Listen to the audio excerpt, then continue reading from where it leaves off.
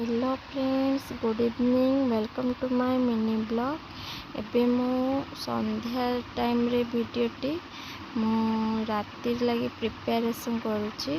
फुलकोबी आलू पनीर कैप्सिकम पकई तरकारीटा आज हम आ सहित रोटी मुझे परिया सब काटी नहीं आ तेल छाणी नेली सब परिया पनीर कैप्सिकम एमती छाणिकी कले तरकारी भल टेस्टी लगे।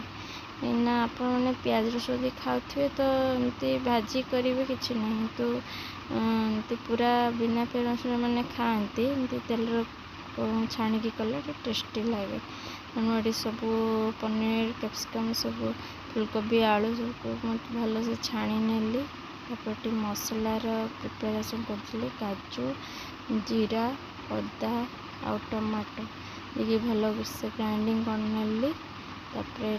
कड़े तेल देली हेंगू मसला सब देकी भल से कषि नेली। तापर सुखा मसला देली धनिया पाउडर आटा हूँ करी पाउडर 2 चामच लेखा देवे आड़ा हूँ लंका गुंड आ हलदी एका संगे सबको पकईकी से पानी देकी मसला रेडी करी से जो मसला कषुची से आप भल भाव देदेवे।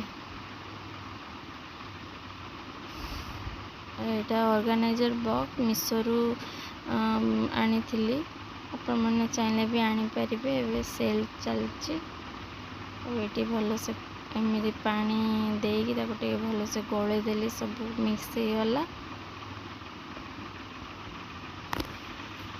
मसला पानी जो रेडी करी सेटा ता सहित ऐड करना भल भाव कषि आने मसला भी कषि आसला परिया पकईदबा तापर गोटे भल भाव मिक्स करनबा।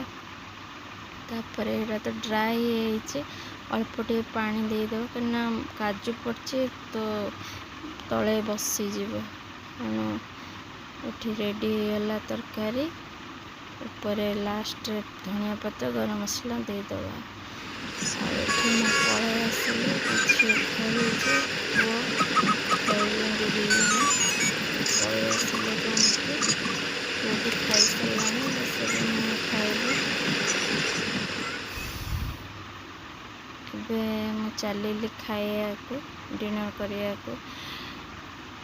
डिनर तो सब दिन एका करे कहीं हजबैंड तो बाहर रुहती शनिवार रविवार जहाँ आसते। आपण मानक मो वीडियो केमिति लागिला कमेंट रे जानवे। ओके बाय, पुणी देखा नेक्स्ट